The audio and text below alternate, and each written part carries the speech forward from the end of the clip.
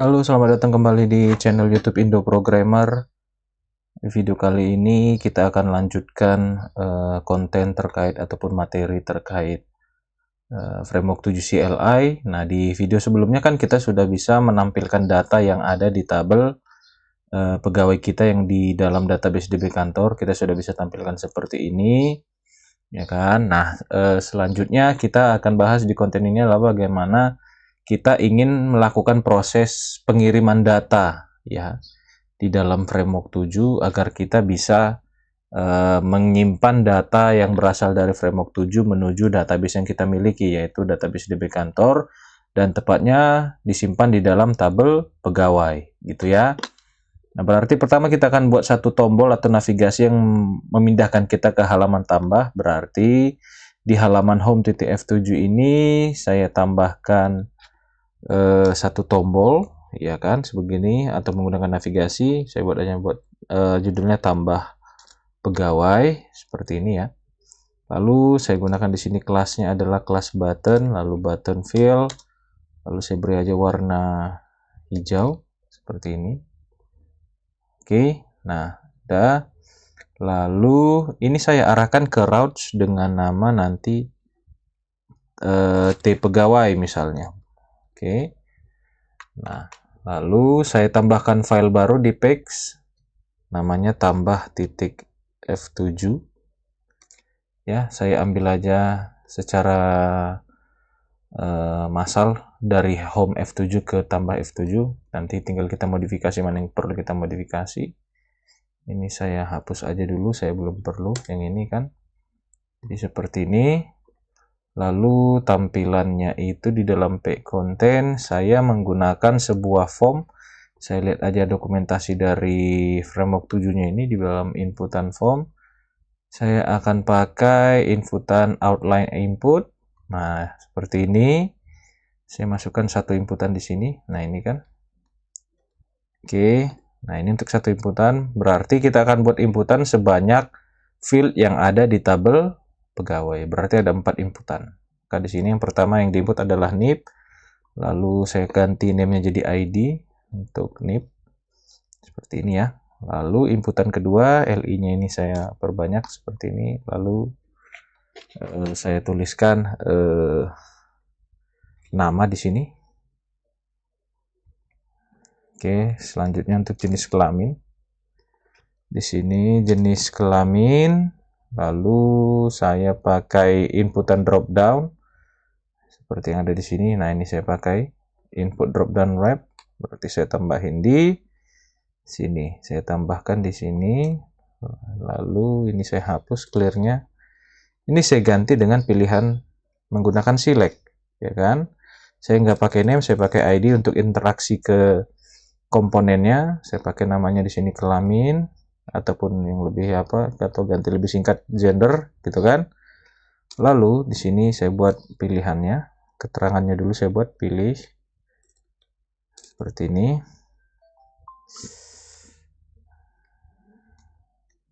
Laki-laki, di sini juga laki-laki. Lalu di sini untuk pilihan perempuan, ini juga perempuan.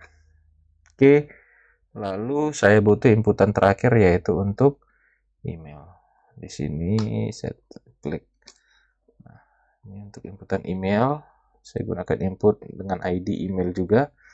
Lalu di akhirnya setelah list ini, di sini saya tambahkan button untuk simpan datanya, ya kan? Lalu di sini kelasnya kelas button, button fill seperti ini. Oke, saya kasih warnanya warna biru aja atau blue. Lalu saya buat sini nama simpan, ya kan? Nah, lalu ini sudah, baru routes-nya kita konfigurasi lagi karena kita punya file baru. Saya buatnya namanya tambah page, ya kan? From dari folder page, nama filenya adalah tambah titik F7. Lalu kita tambahkan routes baru di sini. Kalau path-nya nanti berisikan tambah slash, maka arahkan ke komponen Nah, jenis tambah back seperti ini ya. Oke, kalau kita coba lihat di aplikasi kita, kalau saya klik tombol tambah, ups, saya belum pindah. Oh, ini T pegawai ya, sorry. Di sini berarti T pegawai. Oke. Ups, kenapa dia nggak mau pindah? T pegawai.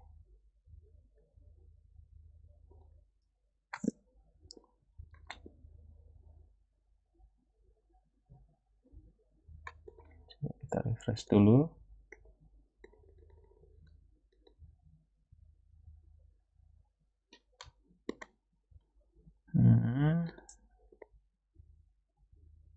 Oh, salah tulis pet.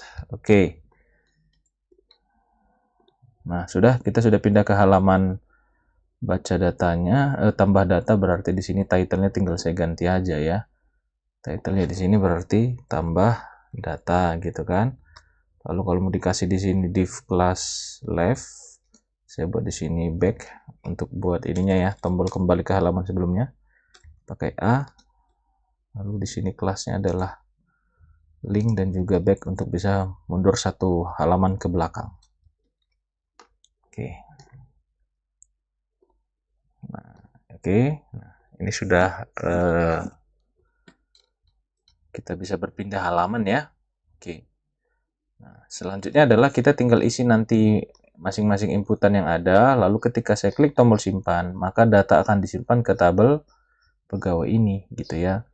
Berarti saya modifikasi lagi yang disimpan ini menerima event klik, berarti kan proses terjadinya nanti pengiriman data pada saat tombol ditekan, makanya saya buat aja namanya simpan, nama event kliknya.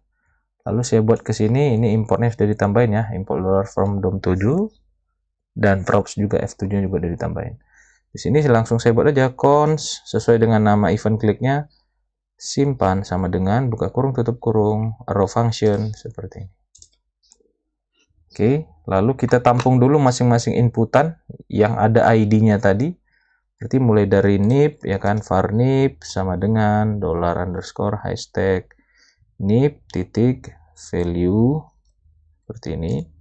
Lalu var nama hashtag nama sesuai dengan ID yang kita punya di inputan tadi. Lalu ini var, saya buat aja gender juga ya, gender ataupun oke lah gender ya kan.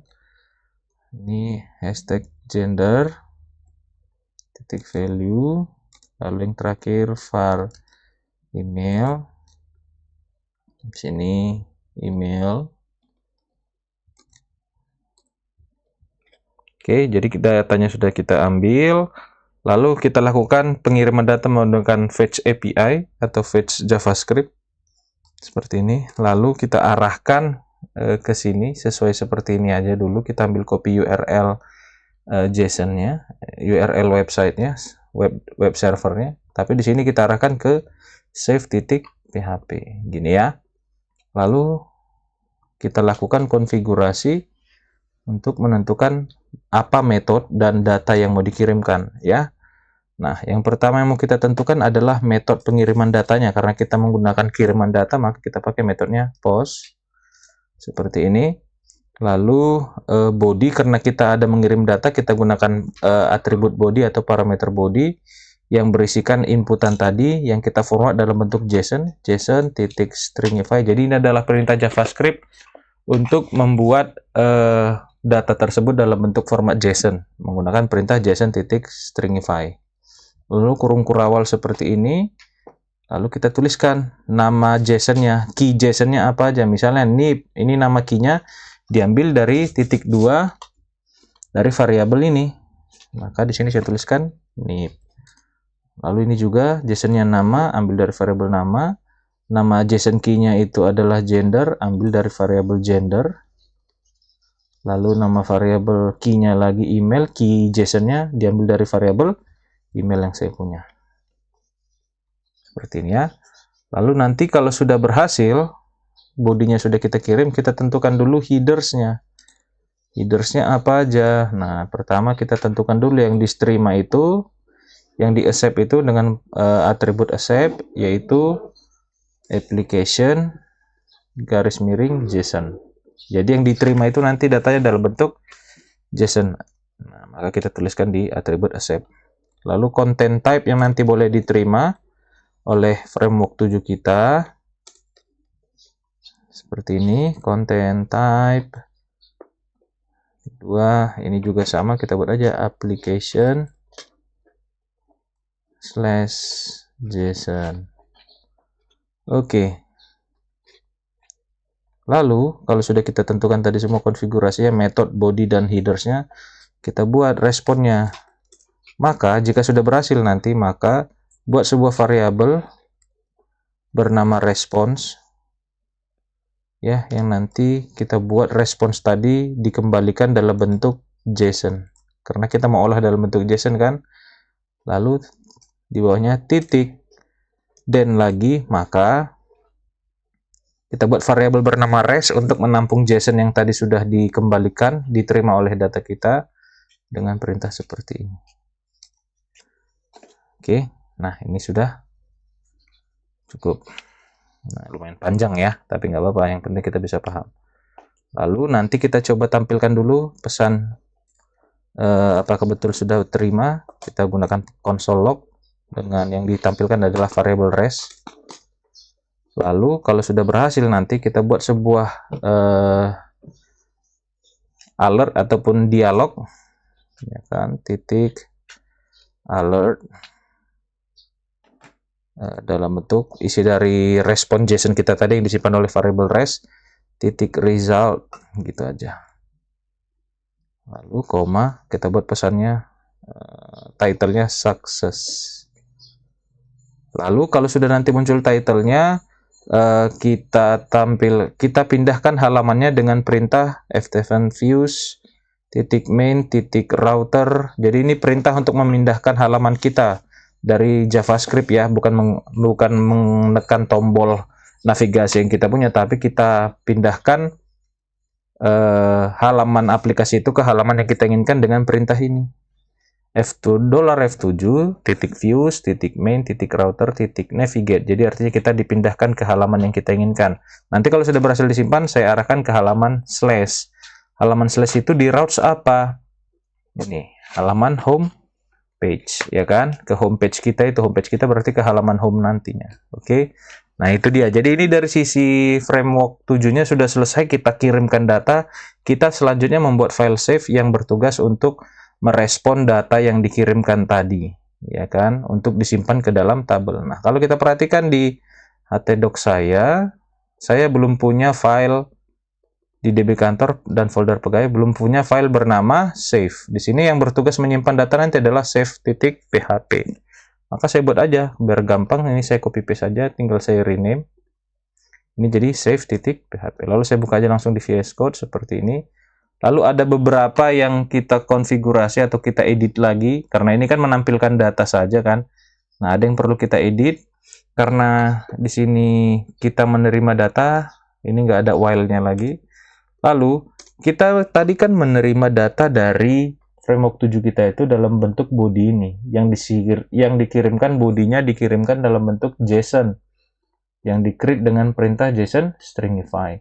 Kita akan terima ini oleh file PHP kita yang di sini. Caranya bagaimana? Kita buat aja dulu nama variabelnya JSON. Perintahnya begini, untuk menerima inputan yang dikirim tadi dalam bentuk JSON. Perintahnya adalah sama dengan file underscore get underscore contents. Lalu saya tuliskan di sini PHP titik 2 / garis miring 2 kali input. Jadi dia ini perintah untuk mengambil data yang dikirimkan tadi. Ya. Perintahnya file get contents. Jadi nanti si variable JSON ini berisikan apa? Berisikan body yang tadi sudah kita kirim dari nib sampai dengan email, ya. Maka lalu saya buat aja variable dt ataupun isi seperti ini sama dengan JSON. Kita keluarkan isi JSON tadi dengan perintah JSON decode agar bisa kita ambil datanya dan bisa kita simpan ke database. Jadi kalau JSON decode ini mengcompile ulang ataupun merubah format JSON menjadi format objek biasa gitu ya. Jadi ini perintahnya. Karena tadi yang kita simpan diterima oleh variabel JSON ini kan dalam bentuk JSON. Kenapa dalam bentuk JSON? Karena tadi dikirim dalam bentuk JSON oleh JavaScript. Nah, ini tadi dia. Lalu JSON yang kita terima, saya rubah menjadi objek biasa ya, data objek biasa supaya bisa nanti disimpan ke tabel pegawai gitu ya. Berarti tinggal saya buat aja di sini variabel masing-masing menerima data objeknya yang sudah kita rubah menjadi objek JSON tadi kan. Pertama nip diterima oleh variabel isi, objeknya itu adalah nip. Nah, nip yang di sini dari mana ini? Disesuaikan dari yang ditambah F7 yang ada di sini sebelum titik 2 ini. Ya, kalau di sini nipnya seperti ini, maka objeknya setelah simbol seperti ini, simbol panah, simbol garis hubung lebih besar ini, yang ini disesuaikan dengan yang ada di sini, gitu ya. Oke, titik koma. Begitu juga variabel nama menampung dari isian isi pada objek nama. Ya, baru gender, biar saja gender, isi dari objek gender. Oke, lalu email menerima isi dari email. Oke, sudah. Nah, lalu query-nya di sini bukan select lagi melainkan query insert. Maka di sini saya tuliskan insert into pegawai values. Pertama itu adalah nip yang kita simpan. Lalu setelah itu nama, lalu setelah itu gender, lalu setelah itu email yang terakhir kan. Lalu kalau sudah berhasil ya seperti ini. Di situ kita hapus data tadi, lalu di resultnya ini kita buat kalimat pesannya yang akan ditampilkan oleh framework 7 tadi. Berhasil simpan data. Oke, nah kita coba ya. Saya tambah data baru, saya masukkan nip-nya, acak seperti ini. Oke, Sumarsono.